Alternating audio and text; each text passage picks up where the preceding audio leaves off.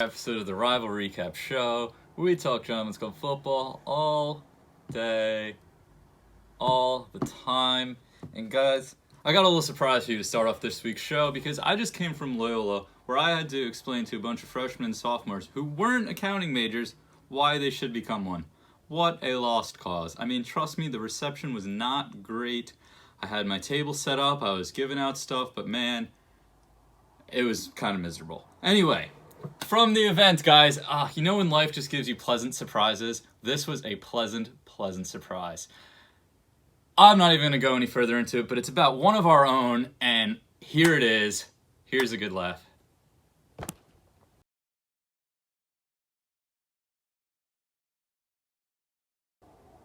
And guys, there he is, the owner of Pop Locket Drockets, Spencer Sklar, up on the big screen. Wow, that picture was awesome, man. I really got a kick out of that. I was talking to some kid and I had to just say, excuse me, pull out my phone, take the photo, because that was quality. Anyway, guys, let's get into the matchups. Let's not talk anymore. Oh, but yeah, let's just get right into them. My matchup. I played Ortiz, my roommate, 115 to 66. Oh, 66 is so bad, James. So bad. I mean, your running back, 7.6, 2.3, 7.6. You started Frank Gore, Auden Tate, Delaney Walker. You didn't even have... I mean, that sucks, dude.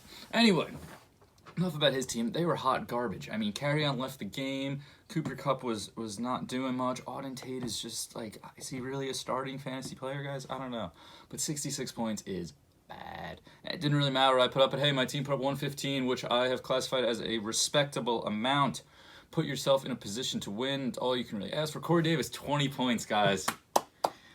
Ebron, 17 points. Weston gave me Ebron for free because I just picked Corey Davis back up. I mean, that was just insanity. I'm surprised there wasn't... I mean, granted, it's Ebron and Corey Davis. They're not that good, so no one really cared, but I was a little surprised that there wasn't a little bit of uproar. But yeah, Weston's head was all over the place with that one. Moving on. I will take a win. I'm sitting at 3-4. I'm in the thick of it. The absolute thick of it of this early playoff race that we got going on. Matchup number 2, Lynch versus Eric. Two of the higher scoring players in this league. Eric gets away with a 117 to 84 victory, and Eric takes first place in the league. First place. Latavius Murray, great start. 32 points with Alvin Kamara injured. Awesome. Will Fuller leaving the game with a hamstring injury, but hey. Eric will have Godwin back from bye. Cortland Sutton looked pretty good. Engram wasn't doing anything. Gerald Everett, nice flex start, 15 points. 49ers D, also great, 15 points. I mean, they played the Redskins 9-0. That was probably one of the ugliest games I've ever seen. We were catching glimpses of it on Red Zone, and that field was horrific. It was just a mud bowl out there. Anyway, Lynch, other side, you had to start Gallman and Saquon. I mean, Gallman got 0. Saquon got 17. He looked pretty good. He got a little shaken up, but then he came back, so hopefully he's all right. Nick Chubb's off bye, so Gallman can get the fuck out. Robbie Anderson, only 2 points. I mean, the other week was probably his absolute ceiling. But hey, I don't really want to talk about the Jets game, but Darnold couldn't hit shit. Everything just looked out of whack. That's really all I'll leave it. Good for you guys, Patriots fans, because we Moving on. All right, Christian versus Sklar. This one came down to that Monday night game. Christian had an 8-point lead with James White, and Sklar had Le'Veon Bell. If it was a Le'Veon of 2 years ago with a Steelers offense and offensive line, he could have put up 35 points. But no, he puts up 8.6. James White puts up 12.9. Christian gets the win by 12. And Christian was talking in the group, thought he lost this week, but yeah, 114 to 102. Solid performance out of Christian. 24 points on the Thursday night game out of his Kansas City defense was a huge bump. David Johnson really fucked him. Matt Ryan was horrible. I don't really know what's good with the Falcons, but it's really hurting my Julio Jones. Other side, Sklar, you got a nice week out of golf, but yeah, your running backs, I mean, Devontae Freeman throwing a punch and Aaron Donald getting ejected. Is he going to be suspended for a week? I don't know. Ito Smith is already ruled out for next week, so who's going to be their running back? A practice squad guy? I mean, waivers, guys, take a look. Keenan Allen, Lockett pretty good. Dawson Knox, wow. Never heard that name before. 4.2, Buffalo Bills tight end. Sklar is on that train with the rest of us who just can't seem to find a tight end. But anyway, Christian gets a win. 5-2, moves into third place. There are 3 guys sitting at 5-2. Sklar moves into 14th. He and Ortiz are the lone 2-5 teams, and they are sitting at the bottom. Next matchup, we got Kevin Lamb versus Rest. Both these guys now 3-4. Lamb gets away 96-70. John, we have given you so much shit. I don't really want to give you that much more, but I mean, you traded for Aaron Jones, who's the only really good player left on your team besides Brady, and Brady didn't really have a fantasy performance because he just quite simply didn't need to. The Jets gave him a short field all night.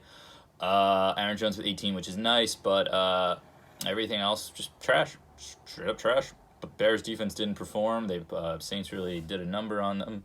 And 70 points, John. I mean, I don't really see getting much better either. Sorry to tell you. But Kevin Lamb just sneaking wins left and right, 96 points. He's got Tyreek Hill. He's got a nice receiving core. Royce Freeman's been looking better. You'd like Singletary to get involved a little bit more than he did against Miami, but hey, a win's a win, and Lamb is looking forward. Both these guys sitting at 3-4, and there's a lot of us sitting there at 3-4. I believe it's maybe the 7 through 12 seeds, 8 through 12 seeds right now. And we got another 2 teams who are 3-4. It's Johnny versus Tony. Johnny took the win 133-103. Nice week from Sedano. 43 points out of Aaron Rodgers. Our trade is finally paying dividends for him. That is very nice. He loved that kind of performance every single week.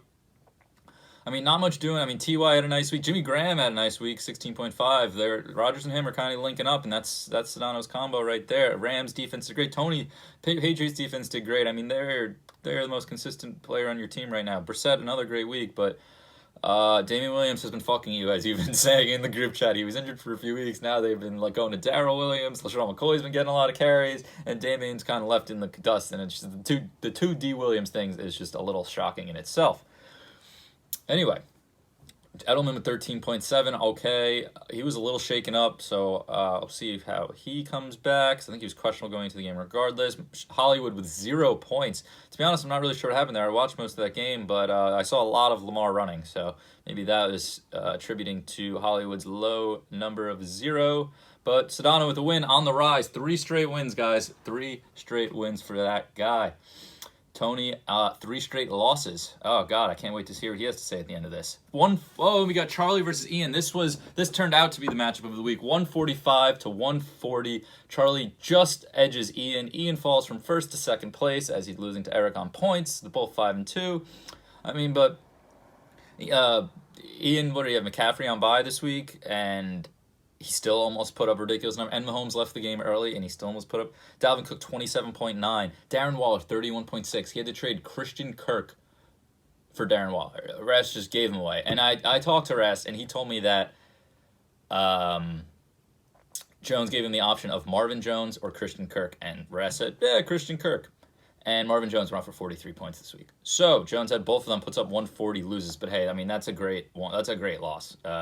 You put 140 in the points column. I mean, you'd obviously like the win, but with how Ian's team's looking, playoffs really aren't in question. So just keep loading up on weeks like this, and he will be crushing it. But Charlie, 145, great performance. 2 weeks ago, you had that monster performance. Last week was a dud, but you come back, you make some trades, you get Diggs, you get Dak, you get Kenyon Drake from me, who I guess is your RB2. That's a little shaky of a situation, but hey. You were able to hold on to Michael Thomas, Kelsey, and Allen Robinson and missed all those trades. So you have a lot of star players. I mean, that RB is one of the holes, but really the only hole that I'm looking at. You got Tucker, Ravens D, looking good moving forward. Charlie moving into 7th place, 3-4. Okay, so 7 through 12 are all 3-4 teams. Wow. And Charlie is leading the pack of the 3-4s. Next matchup, 2 guys who are now 4-3. We got Weston and Joe.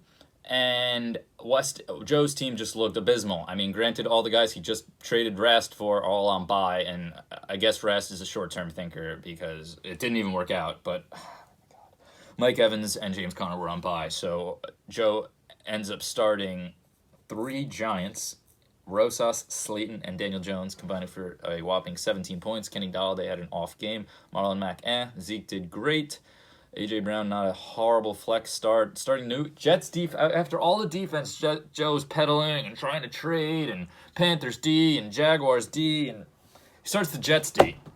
Gets 1 point against the Patriots. And Weston started Jaguars D against him and got 17 points. And Weston probably picked him up for free. Anyway, Weston's team looked good this week. 123 points, probably his highest point total of the season. Derrick Henry was 17.8. Hopkins 25.6. Great game. And these two guys are sitting at 4 and 3. Joe in 5th. Weston in 6th. And guys, this season is so far from over. I'm going to take a look at the standings because this is just bananas. Lynch 4 through 6, all 4 and 3. 7 through 12, all 3 and 4. And then we got Ortiz and Sklar sitting at the bottom at 2 and 5, but by no means are they out of it. I mean, guys, this is one of the closer seasons we've had. We don't have any standalone winner. We don't have any standalone loser. We got 5 guys sitting at 5 and 2, 2 down at 5 and 2 and 5. Everyone else in between. And I'm just really excited, as I normally say. And without getting too far and making this too long, we're gonna send it to. First, I have a submission from Eric that I'd like to read, and then we'll send it to Joe. Thank you.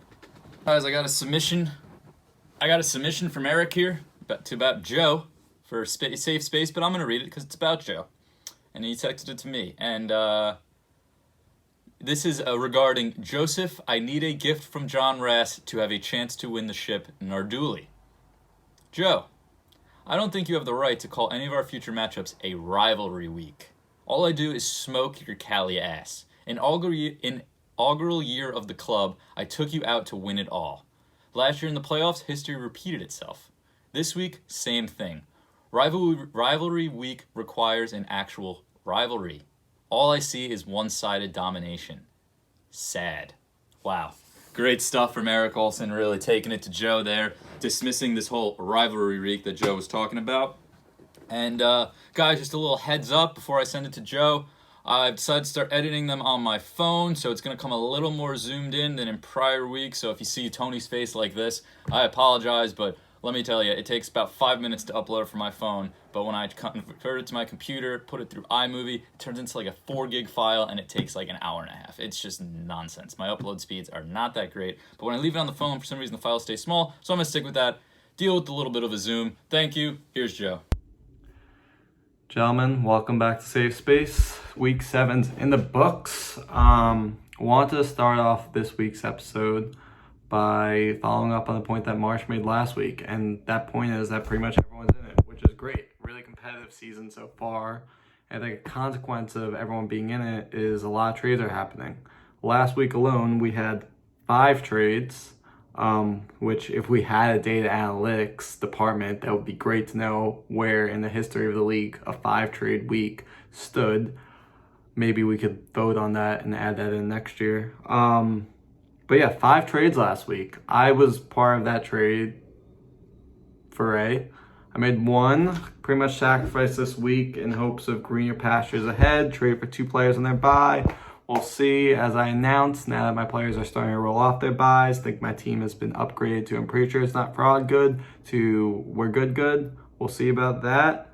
Eric, that I'm restarring the engine on the Eric is overrated bandwagon. Makes 2 trades. Eric trades John Brown and Austin Eckler for Cortland Sutton, a member of the fruitful Denver Broncos passing attack. And how'd that work out for you, EO? John Brown, 19 points this week. Eckler, 26 points this week. For Cortland Sutton, 14 measly average points. Not really sure what was going through his head there. Doesn't really have a great running back. Oh, wait, no, he does have a great running back situation to replace Eckler because he made a second trade to Mr. Charlie Carita. Eric trades Dak Prescott, the number 4 ranked quarterback in the league, and Stephon Diggs, who finally busted out of his slump with a 40-point performance, who followed it up with a 20-point performance this week, for David 2 carries this week for 6 yards Montgomery, and Will perennially hurt Fuller, who got hurt again. If we're saying someone got raped this week, it is Eric Olson, Mr. Overrated. Hot take. Right now, week 7, Eric misses the playoffs. Now, somehow, some way, Eric Olson's ludicrous, dumb, stupid idiot potato head trades did not take the spotlight last week. Whose did? Mr. John Rast, our rookie, our baby. Now, if you notice at the beginning of the segment, I said that pretty much all the teams were in it. Well, by me saying pretty much, I encapsulate the 13 other teams in the league because John, baby, you're done. Let's recap what John did last week. He traded Darren Waller, the number 2 tight end in fantasy this year, in a historically bad tight end fantasy year. He traded his first round pick, James Conner, who's on a bye this week, so I think he traded him because he thought he was on a bye, because he needed to win this week and didn't want to afford his bye. And Mike Evans for the same reason, his second round pick, who's also on a bye this week. Now, so if he's trading, his top tight end and his top 2 first round picks are on buys, what are we getting for this week? What's the result? What's the return? Aaron Jones, decent running back, hit or miss weeks. I know that better than anybody. Okay. But Christian Kirk, Sterling Shepard, and Josh Flash Gordon, who were all DNP this week. So with John's transactions last week, the man that referred to himself as a trade god exposed himself as a trade fraud. Now, I don't want you to look at me and say, Joe, you hypocrite, you were part of those trades. You were the one that got James Conner and Mike Evans back. And listen, I'm not going to take that. I'm not going to take that attack on my character because I consider myself one of the stand-up gentlemen in the Gentlemen's Club League. Now, if you want me to walk through my trade talks with John, that's fine. I saw John. I saw him lonely. I saw him a bit desperate, alone at the bar. And I walked over. I bought him a drink. I go, hey, John, look me in the eyes. Your team's not as bad as those other boys say. Don't listen to them. They're stupid. Your team's good on the inside. That's all that matters. And I said, John, you could trust me. I'm not like those other boys. Let's talk. Let's find a way to make us both happy. Just close your eyes and it'll all be over soon. And when John woke up the next morning, his first 3 round picks of this draft, Zach Ertz being the 3rd, were members of That Boy Hungry. And it was a glorious night indeed. And I knew the league was going to get angry. I knew the league was going to get a bit upset about the league. So what I recorded John and I's trade negotiations because I wanted to prove I'm a stand-up guy. So before we get to this week's submissions, enjoy my fair trade negotiations with John Rast. All right, let's get started. This week's submissions. I try to keep it quick because the first half of this was lengthy, so sorry if I cut yours, but keep them coming regardless. What better way to start this than a quote from John Rast himself? I had to text him twice to get something out of him. John Rast's official safe space submission this week was directed towards the league and says, blow it out of your ass, all of you. Well, John, at least we didn't take it up the ass. Ian, next one's from Ian. Ian says, I'd rather have Alshon Jeffrey tear his ACL than have to put up with one more snap of Carson Wentz as his QB. Has Wentz been that bad? I don't think so. Next one's about Ian, the best submission for this week. Ian's rant about David Johnson was one of the most incoherent things I've ever had to follow. That was ridiculous. I have it pulled up. Ian writes in the group chat, is David Johnson hurt? No one responds. So out of nowhere, he drops the bomb because he's a fucking fag. Now, Ian, 1, it's 2019. 2, thank God Marsh locks these videos from public view on YouTube. And 3, dude, you don't even have fucking David Johnson. I had double checked the fucking transaction wire to see if you traded for him because you didn't. So then Bradley goes, dude, what are you talking about? Ian goes, do you know why David Johnson sucks? And Bradley goes, tell me. Because I think Bradley thought he was coming at him, although they weren't even playing at each other. And he just goes, I don't know why he isn't playing. Did he get hurt? And then whatever ensued. But Ian, whoa, curveball. And this writer, the second submission about Ian, I guess agreed with that and said Ian should be blocked from the group chat any Sunday he's had more than 3 beers. No comment. James Ortiz, this is about you. James Ortiz, you're a cicada. Lots of noise, no value added. And you know something, James? I would like to echo that. Everyone in this league, I text them every Monday, ask them for a submission. We have a lot of great submissions every week, and I appreciate when people don't have anything to say. They just, hey, like, I got nothing this week, no problem. James Ortiz every fucking week just ignores me. If you go to my fucking text messages, it's like every fucking week. Like, bro, just fucking respond. How I get that off my chest. Before we got to Tone, a few Jets fans said they were going to submit after the game tonight, but I don't think they're coming. So, Tone, take us home. See you boys next week. My team, Choose Your Own Destiny, is a house built upon toothpicks and sand. I go into the draft, you get Todd Gurley, previous number 1 fantasy performer. Damian Williams, number 1 running back for the number 1 offense. Julian Edelman, number 1 receiver for the best team in football. Baker Mayfield, explosive Browns offense. Then it just all turns to shit. My team is the Tennessee Titans of this league. They disappoint you right when you think they're going to turn the corner. They're going to end up around 500 and never really be a legitimate threat. I hate everyone on my team. I wish I could all shoot them.